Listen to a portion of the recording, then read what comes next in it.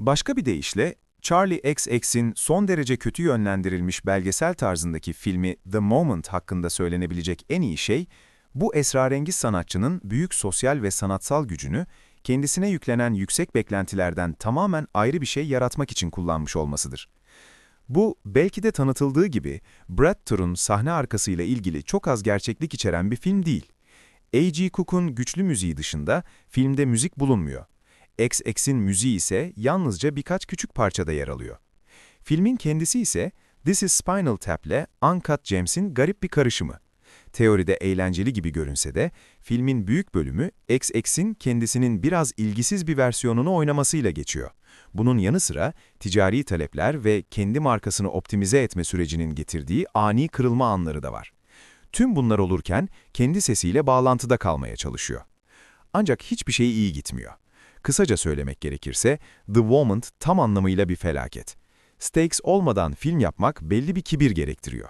Ama bu cesaretin son derece kibirli ya da tamamen alakasız olduğunu ifade etmek zor. Yönetmen Aidan Zamiri, müzik video prodüksiyonunda önemli sanatçılarla iyi işler çıkardığını kanıtlamış olsa da, debü kurgusu olarak bu projede deneyimsiz görünüyor.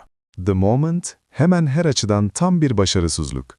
The Moment, biçimsiz ve tamamen sıkıcı bir alçak gönüllülük denemesi. Filmin uluslararası bir simgenin derinliklerine inme girişimleri tamamen boşa çıkıyor. En affedilmez yanı, Charlie'nin Ibiza'daki lüks bir tatil köyünde bir yüz bakım uzmanının ona hizmet vermeyi reddetmesi sebebiyle yaşadığı bir çöküşü gösterene kadar gerçek bir enerjiye sahip olmaması. Görünüşe göre anlar Charlie XCX'in aşırı cringe olarak algılanmaktan korktuğu bir film. Tam olarak bu kadar. Karakter olarak Charlie, şirketlerden, müzik etiketinden, hayranlarından ve temsilcilerinden gelen ilginin karmaşasından bunalmış durumda. Ancak çoğu şeyle pek ilgilenmiyor gibi görünüyor. Film, Brad Tur'u onun için bir yük olarak gösteriyor ve Charlie sadece her şeyden kaçmak istiyor. Fakat etiketi ondan çok fazla para kazanmış durumda ve bu nedenle Brad Summer'ı sonsuza dek sürdürmenin yollarını araştırıyorlar. Bu süreçte herkesin kolaylıkla fark edebileceği bir cinsiyetçilik barındıran, gösterişli bir bilinçli tavır sergileyen Güney Afrikalı bir konser yönetmeni olan Johannes'i dahil etme fikrine karar veriyorlar. Skarsgård o kadar karikatürel şekilde gülünç bir karakter canlandırıyor ki onun gerçekte var olabileceğine inanmak zor.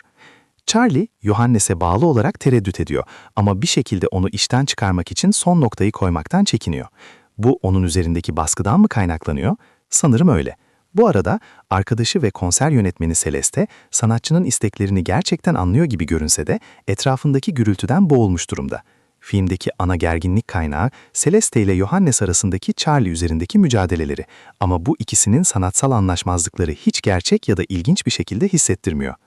Büyük gösteriye hazırlanırken genç LGBTQ bireyler için yeni bir kredi kartı pazarlamaya çalışan bir bankayla alaycı bir şekilde çok ticari bir ortaklığa çekiliyor. Fena değil bir komedi durumu ama bunun sonuçları ilk başta kıyamet gibi gösterilse de sonunda önemsiz olarak kenara atılıyor. Anlar çoğunlukla bu alanda tecrübesi olmayan oyuncular tarafından doğaçlama olarak sahneye konulmuş. Bu konuda ne yaptığını bilen oyuncular ise kenarda kalmış durumda. Kate Berland, Charlie'nin saç ve makyaj asistanı olarak kısa sürede çok komik. Richard Perez, kaydedici etiketin başı Tammy'nin asistanı olarak arka planda birkaç harika espri yapıyor. Rachel Sennott, I Love LA'de canlandırdığına benzer bir karakteri tam bir sahnede sergiliyor. Jamie Demetriou, son 20 yıllığın en iyi Britanya komedilerinden biri olan Stud Let's Flats'in yaratıcısı olarak Charlie'nin gergin menajeri Tim olarak komik olmak için neredeyse hiç alan bulamıyor. Sanırım bu kadar ünlüyseniz, rezil olarak görülme fikri o kadar dayanılmaz hale geliyor ki bir kabus gibi hissettiriyor. Ama benim ya da başkalarının bu kadar masum bir durumu anlayabileceği düşüncesi biraz adaletsiz. Film, komedi olmaktan çok ciddi bir öz değerlendirme yapmaya çalışıyor ve Charlie de kendini pek olumlu bir şekilde tasvir etmesiyle takdir edilesi.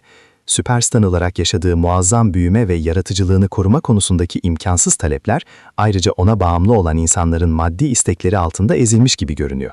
Ancak film, ne tam anlamıyla bir komedi ne de gergin bir karakter dramı olarak etkili olabiliyor.